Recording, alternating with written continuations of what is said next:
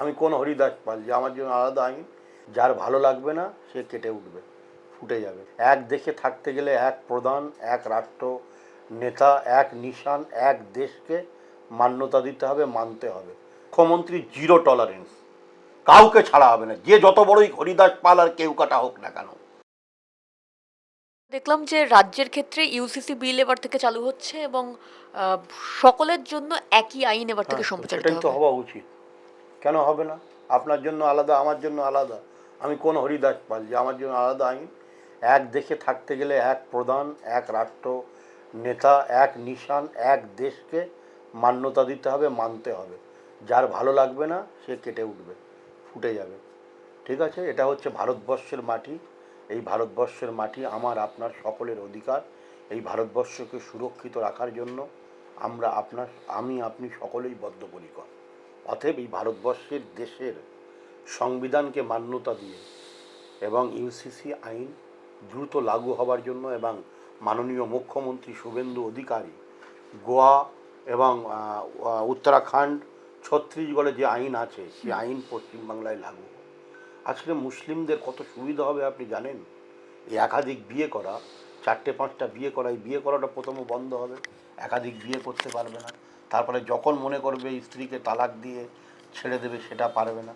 অতএব এই আইন খুব কার্যকরী আইন এবং এই আইন দ্রুত পশ্চিমবাংলার মাটিতে লাগু হওয়া উচিত বলে আমি মনে করি। এবং সমস্ত প্রান্তিক মুসলমানরা এই আইনকে সমর্থন করবে এবং আমি মনে করি আমার রাজ্যের নারী, যারা মুসলিম নারী আছে, তারা এই আইনকে স্বাগত জানাবে এবং মাননীয় মুখ্যমন্ত্রী শুভেন্দু অধিকারীর এই সদর্থক ভূমিকাকে আমরা সমর্থন করি এবং শ্রদ্ধার সাথে বলি যেরকম যেন কাজ সমাজের জন্য উনি করে থাকেন।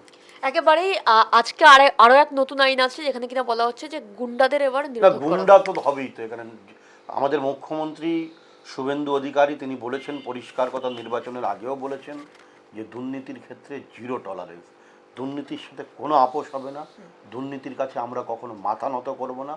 গুন্ডা দমন যে আইন হবে, দেখবেন এত পরিমাণ তৃণমূল কংগ্রেসের নেতারা, ছিচকে চোর ডাকাত, কালী ডাকাতরা যেভাবে চুরি করেছে, রাহাজানি করেছে, সন্ত্রাস করেছে, গুন্ডামো করে মানুষের কাছে বলপূর্বকভাবে টাকা তুলেছে, সেই টাকার হিসাব বাংলার মানুষ নিতে শুরু করেছে ডিন থেরাপি দিয়ে।